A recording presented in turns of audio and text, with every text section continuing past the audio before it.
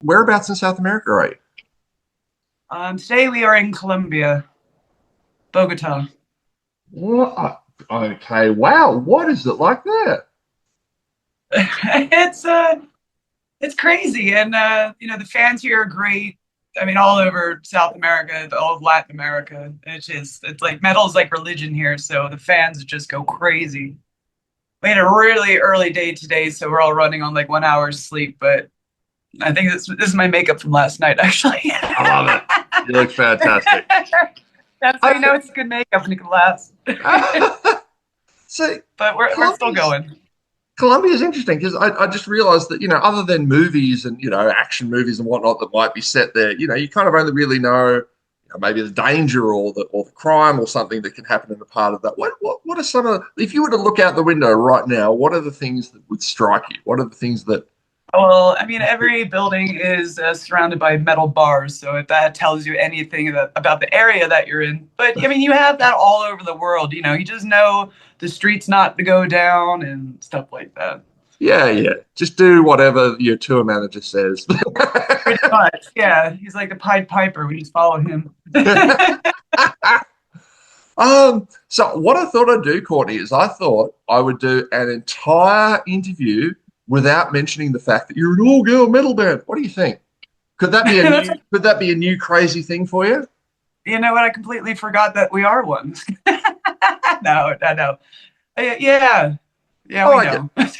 cool, cool, cool, cool. I just, yeah, you know what? You would get that every interview, and I imagine that would be tedious. So fuck Ever that. you want. All right. Yeah. So instead, let's talk about Australia. You are coming here for the very first time. Have you been here before? Just I have visiting? with a different band, but first time with witches. Oh, So interesting. Okay, so what? When did you first tour here with your other band? no, it was 2018, so a long Ah, time ago. okay. I'm old now, so but I'm really excited to be back with the girls, and they're really excited, obviously being their first time. Just Hmm. another time zone we have to deal with, and a very very long flight, And but it's worth it. So yeah, as much as I love it when bands come down here, I feel so sorry for them like the first night of their tour because usually they're on stage having just got off like a 24-hour flight. I, yeah. I Hey, you know what? We signed up for this, right? Rock and roll. mean, I mentioned this in a few interviews. Like, it's probably the one good positive of the collapse of the record industry and that we know it, and there being no money in this is that only the true believers remain. Yes. Like It's you not for can't be everyone. It's a no, labor of love. you can't be half-assing this. No. You're Like going to if play if it, more often than you eat. yeah, it would be if it was easy, everyone would be doing it. So only the strong survive, as I say. 100%. So, mate, what so the girls who are coming here for the first time, what are they excited? Is it the usual things like I want to play with a koala and all this kind of stuff? Yeah, yeah. And even some of the girls are staying behind to have a little bit of holiday and jump around. I like Yeah, it. they're just that's I love going to new places with them to see that like sparkle in their eye, like, oh my God, I can't believe I'm in Australia. Yeah, So it's I can't wait. so, mate. You are. It's funny. Again, you would literally get this every single interview. My wife and I were huge Friends fans, so you know what? I tried to surprise her All by right. saying, "Oh, honey, Interview's over. yeah, I'm interviewing Courtney tomorrow," and I didn't get a single reaction out of her because I do big name interviews all the time, and I didn't even get a reaction. I was like, "Son of a bitch!" Well, the actress Courtney Cox, she has an extra E in her name. There you I go. was, I was born before I think that Bruce Springsteen video, "Dancing in the Dark." So that's why I hate Bruce Springsteen. I'm like, thanks for ruining my life. You have no idea. Every day, Facebook, I have to untag myself. Even the Oh, scam pages, they use like her avatar, and then it's like everything music. I'm like, man, you need a new career. oh, that would be infuriating. Yeah. Anytime a Scream movie Oh. comes out or Friends reunion thing, I just stay off social media for a month. Oh, poor bugger. So, mate, so you're a guitarist. What were some of your favorite guitarists growing up? Like, how did you find your way to the instrument? Well, I picked up a guitar at 13 and it was kind of just random. Like my mom thought I was crazy because there's just one Christmas. I'm like, I just want to play guitar. And she was kind of like, huh? Yeah. But I mean, there's music in my family. Like my brother is a drummer and, my other brother, he was into like trumpet and all that kind of nerd stuff in school. So it is kind of in the family. Then my oldest brother is an avid metal fan, and then we would always play because I would steal his records and stuff. And then I just kind of latched on to like bands like Metallica, all the heavy hitters, Priest, Maiden, King Diamond, and I just sat in my garage and just played along until the notes were correct. Yeah. And then a few years later, I was touring, and I never looked back. When I was growing up, I can just remember being truly struck by some album covers, going through record stores and just even ones where I may have like not heard the album for decades later. But I can remember going through records and seeing the cover of Nail Bomb's Point Blank, the M16 shoved against this woman's head. And I was like, these images stay with you. And I remember Yeah. thinking like, what was that for you? Do you thinking back on your youth, when you were growing up and discovering music, what were some of the album covers that just grabbed you? I would always laugh, especially like the old, I mean, back when there still was like good like record shops and stuff, like the mom and pop shops, you going through, don't really know which aisle you're in. But then like you look to your left and you see like Lionel Richie laying across the album like this. And then you look to your right and then you see like Killers, the Axe and everything. I'm like, you know what? I'm gonna get that one. Or like, something like the Wasp records. Like, yeah, I was always, and they knew what they were doing too. It's, great PR. Like the crazier the album cover, the kids were going to eat it up, especially when they started doing the parental advisory thing, which was a complete Oh, backlash. Tipper Gore or whatever it was. yeah, it's like, what are we going to do? How are we going to stop kids from listening to this? Oh, I don't know. Let's put the hardest fucking logo of all time on there. Oh, I'm not allowed to listen to this. I'm going to buy that one. Oh, it's just, yeah, it doesn't work at all. No, it's No, funny. actually, no, in hindsight, it actually helped a lot of the metal bands. So Well, it's funny. I've got to interview like 90% of the bands that have had a huge impact on my life. And I actually got to interview the bloke who was behind the first F word I ever heard on an album. Do you remember a band called the Presidents of the United States of America from the 90s? They had a song that's called Peaches and Kitty, and it was a three yes. piece. Yeah, yeah. Well, that album was, I was very young. It was the first F word I ever heard. I got to tell him that. He's like, uh oh. You're welcome. That's So, great.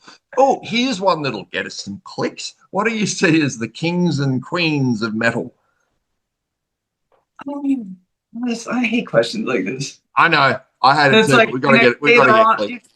you say the wrong thing and you're canceled, right? So it's like No, do it. Fuck them. I don't. Give me. I tell you what. Okay, let's make this interesting. Give me the wrong answer. If you were to No, no, that's get people, no. God. it's like who would I call the king of rock and roll? Katie, or Queen of rock and roll. Katy Perry. That's true, isn't it? Yeah. Bless it. She. No, I don't know. I'm trying. I'm all kind of that girl that's like stuck in the 80s. Like I know I should be branching out. I think I really stopped. And I know I'm terrible saying this.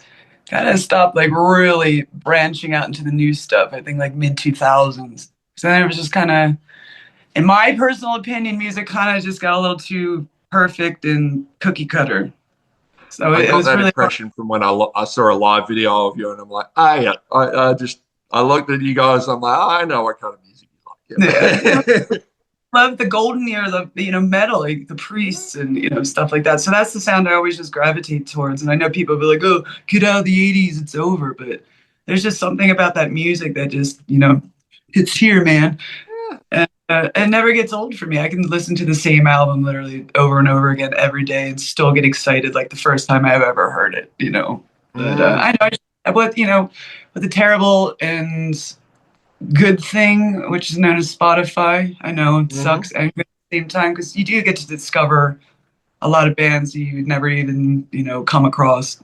because the good old day of like exchanging CDs with your friends or mixtapes is completely long gone. So Uh, I it should be better about diving into newer bands. But even if I discover newer bands, usually it ends up that we're sharing the same bill on a festival, so I get to see it live. yeah.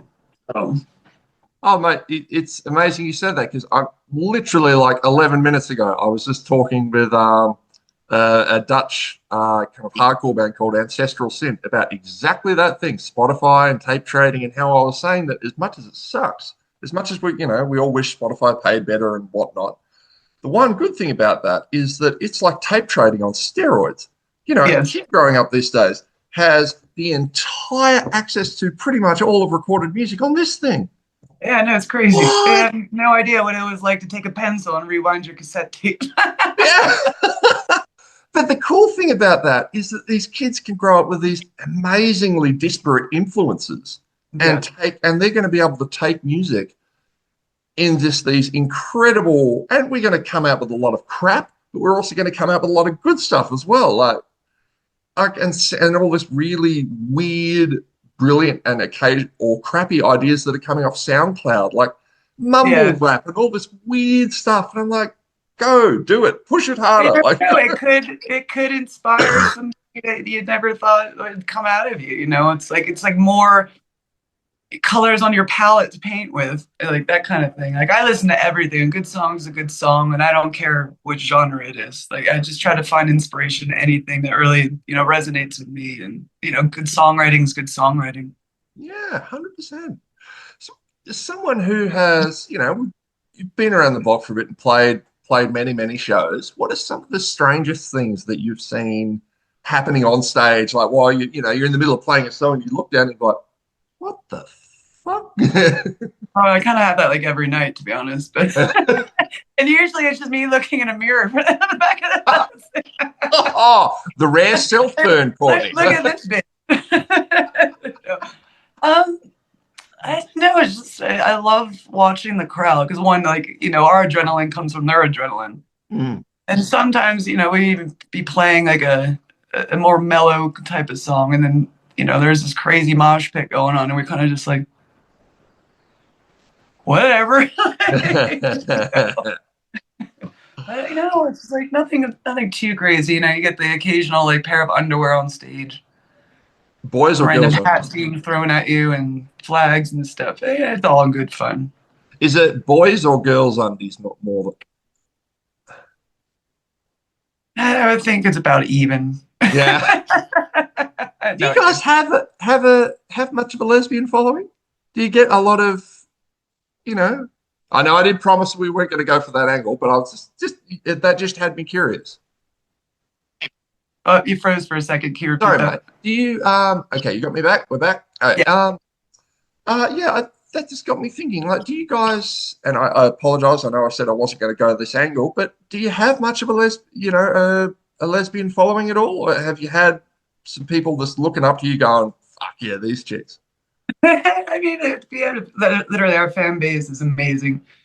All walks of life, all ages, all the yeah, just everyone. I can't really put like a number on splitting the Hmm. crowd and stuff. But everyone just comes and has a good time, and we don't care. Hmm. If you like music, let's rock out. Have you had some nice feedback from fans saying that they look up to you?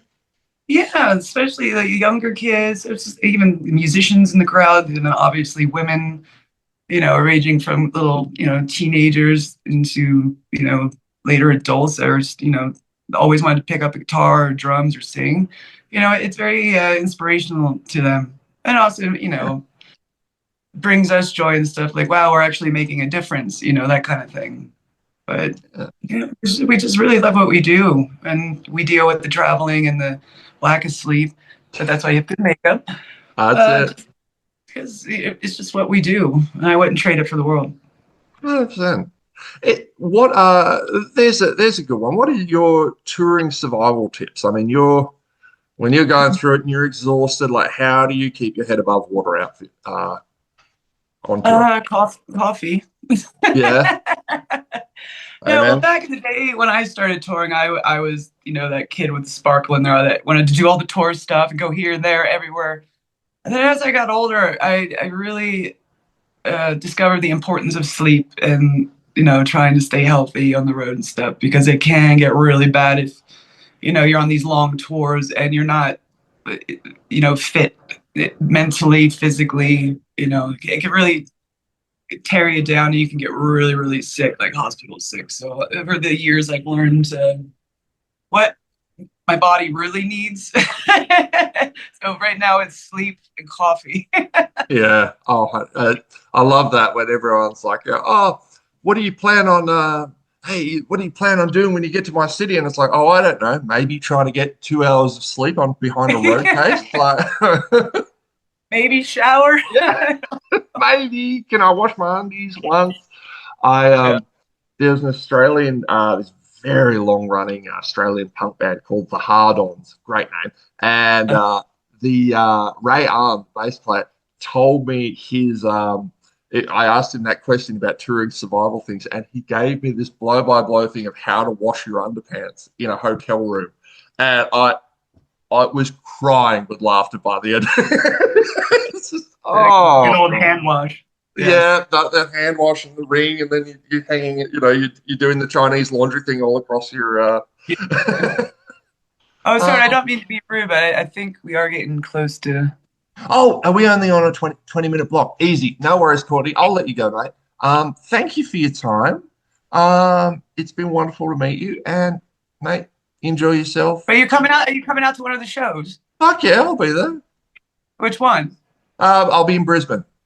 Brisbane. All right. So the last one, so we can rage, man. It's the last night of tour. Do it. I might even bust Yeah. out my either I'll bust out my camera or someone else, and we'll get some hippies. All right, mate. Be good. Nice to meet you. Thank you so much. See you soon.